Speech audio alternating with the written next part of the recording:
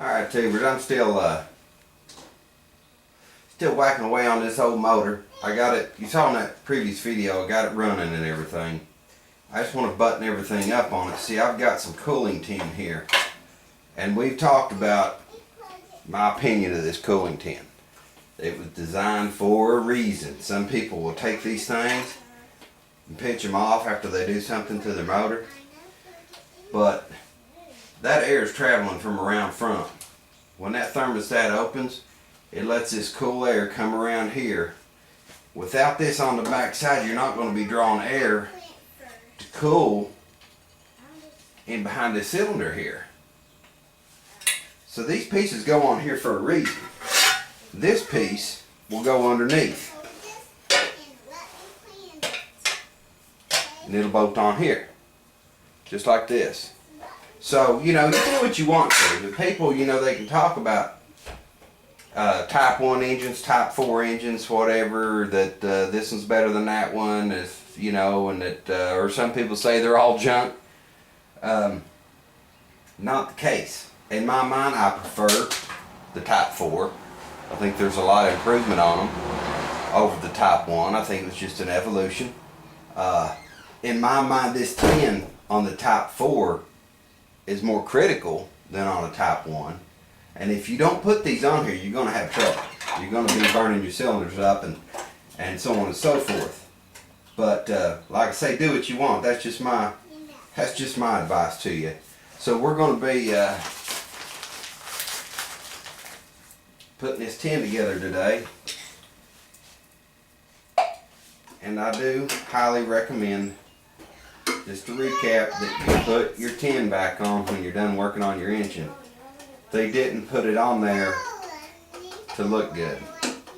They put it on there to cool the engine. So I can see why, you know, people would say that Volkswagens are junk, because they've talked to somebody who, you know, they do take a different level of care. You know, you've got to care for these engines. It's not it's not like an American engine, or hardly any other engine. You know, these are very, very unique engines. And you do have to learn how to take care of them, but they're good. Good motors. You know. Anyway, we're gonna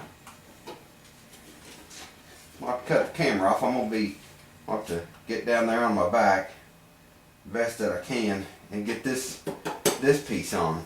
I didn't even want to leave this thing running on this engine stand very long without all my tin on it. You know, I just fired it up for just a few minutes because I know that this cylinder was not getting cooled around the back side of it. So anyway, with my little rant out of the way, I'll see if I can finish up my work here. Okay, tubers, I got the tin on the underside of that one. Now what you're left with, by the time you get all that tin on there, is a hole. Right here, not even big enough to fit your fist up in. What's going to happen here, when that air blows from around top on that motor, it's going to blow it around here, and it's going to go blow it back this way. Now when you're going down the road, it's going to be creating a vacuum, pulling all that air this way, okay? Now at idle, your fan's going to be pushing air through there, obviously, but it is going to draft. On this side, now, without this piece of tin right here, I haven't bolted it down yet. Without that piece of tin, you're going to have some ambient air on top, right over top of this thermostat, okay? But not enough to make it expand. What happens with a lot of these motors, people absolutely fry their pistons, not their pistons, but they fry their rings and their cylinders long before they hurt anything internally.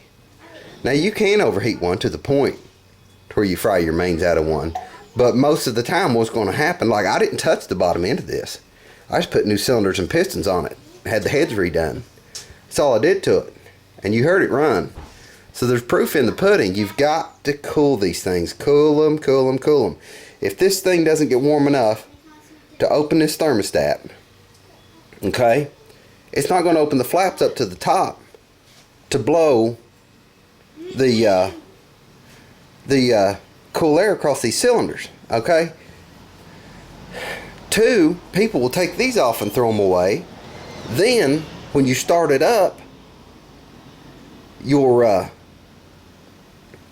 piston and rings is going to expand quicker than your cylinder if you don't allow that cylinder to warm up with it. So this is all designed in a really good way if you know the engine and you use the cooling system the way it's supposed to be used. So I could have run this without this thermostat, but I'd have worn my engine out quicker. You can get longevity out of them. I've heard it said that these things, you can get 200,000 miles out of this bottom end. Now I don't know, I've never put 200,000 miles on one of these bottom ends, but that's what I've heard it said. So anyway, I'm gonna carry on my work here and get this sealed up, get it to where this thermostat's gonna open the way it should, and Lord willing, this thing's gonna cool just like it ought to.